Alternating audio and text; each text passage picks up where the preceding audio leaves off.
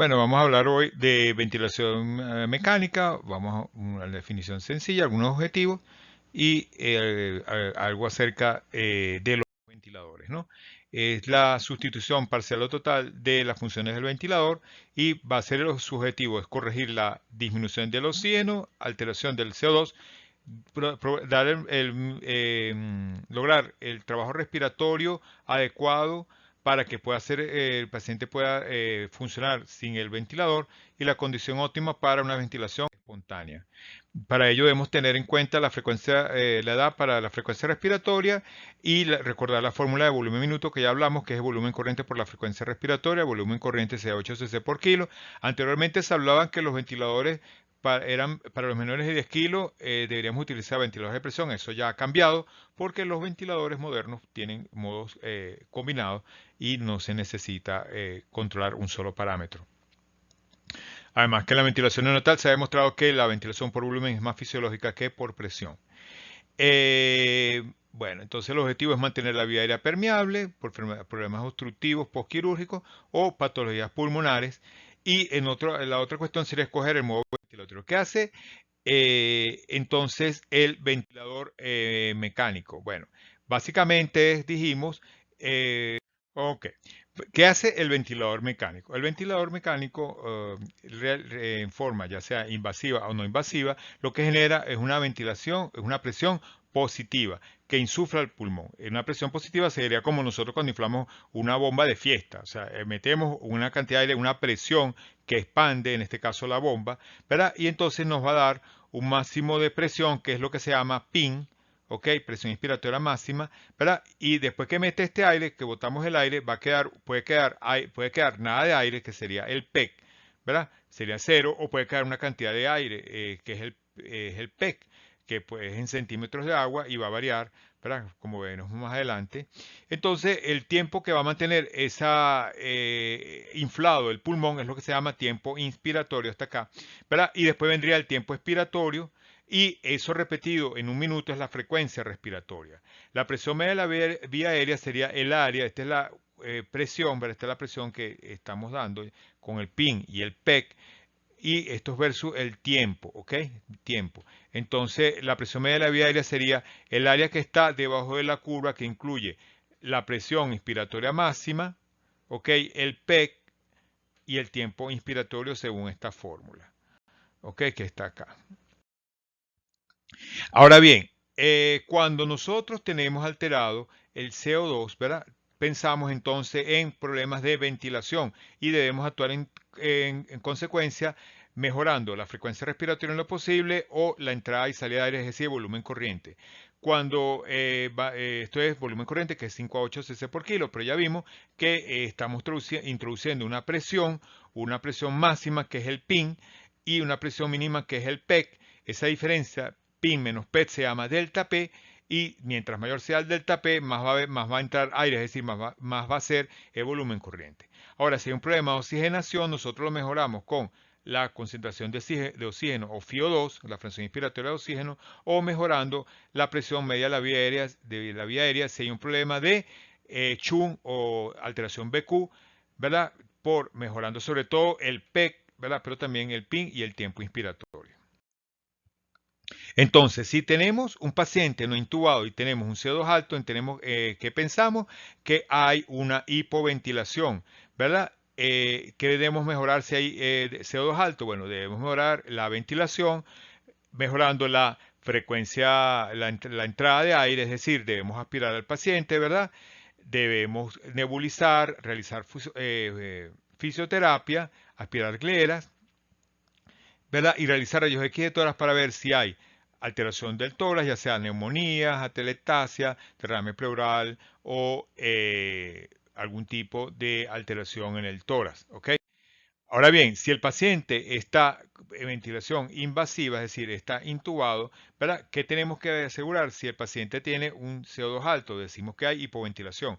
Debemos ver, en primer lugar, que el ventilador esté funcionando adecuadamente. Debemos conectar este ventilador a lo que se llama el pulmón, ¿verdad? Y debemos ocultar el paciente previamente, ver si está expandiendo bien el tórax, ¿verdad? Y si no hay diferencia y si el volumen está entrando al tórax o no al estómago, ¿verdad? Y también podemos dar bolsa a presión positiva mientras chequeamos que el ventilador está funcionando adecuadamente.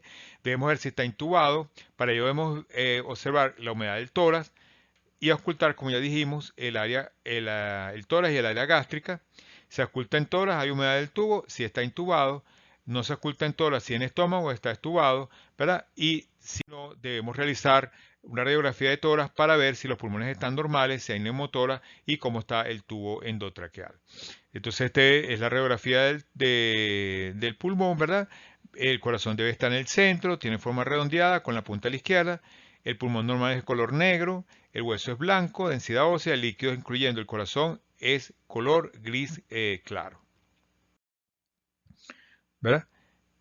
Acá tenemos la tráquea y el bronquio izquierdo y el bronquio derecho que es más vertical y el bronquio izquierdo es más levantado.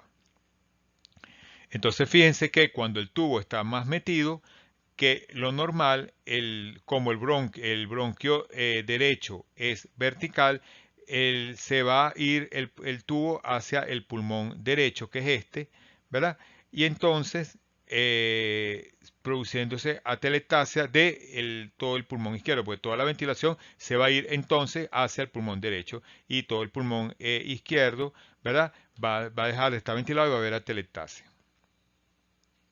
Retirando el tubo hasta la medida de 6 más el peso, que es la medida donde podemos saber cómo está el tubo, se corrige el problema porque el tubo queda, fíjense aquí está la carina, que es la división del bronquio derecho y el bronquio izquierdo, ¿verdad? Y entonces debe estar 1 o 2 centímetros por encima de la carina y allí se quitaría la atelectasia del lado izquierdo. ¿Ok? El tubo endotraqueal muy introducido, fíjense lo que produce acá, como vemos como el tubo endotraqueal está muy metido y vemos como hay una telectasia de este pulmón izquierdo. Acá también vemos que el tubo, fíjense que el tubito acá, el tubo acá, fíjense que está muy metido y produce atelectasia. Entonces tenemos que ver que el tubo endotraqueal esté por encima de la carina, ¿ok? 1 o 2 centímetros por encima de la carina. También puede estar el paciente saturado, ¿verdad? Pues tiene un pulmón blanco. Fíjense que el pulmón debe ser negro, como vemos acá. De este lado vemos el pulmón blanco, esto es que está lleno de líquido o que hay una neumonía, pero esto habla de que hay líquido en ese pulmón. Derrame pleural izquierdo. Acá vemos que en este pulmón, ¿verdad? Vemos que es más negro de lo normal. Esto nos habla que hay un neumotórax del lado derecho y esta es otra causa de aumento del CO2 y de saturación. Ok, vemos una área blanquecina en este pulmón derecho y esto habla que hay una neumonía derecha con broncograma aéreo, o sea, como una sombra negra dentro de esta parte blanca. ¿Ves? Aquí hay una sombra negrita que eso habla de que es una neumonía. ¿Verdad? Acá vemos una neumonía redonda, ¿verdad? Un infiltrado blanco derecho, esto es una neumonía. ¿Ok? Acá vemos un gran neumotórax, ¿verdad? Un gran neumotórax al lado derecho, fíjense que se ve totalmente negro, esto habla que es un neumotórax. Y acá también vemos un neumotórax del lado izquierdo, fíjense que se ve esta parte acá totalmente negra, ¿ok?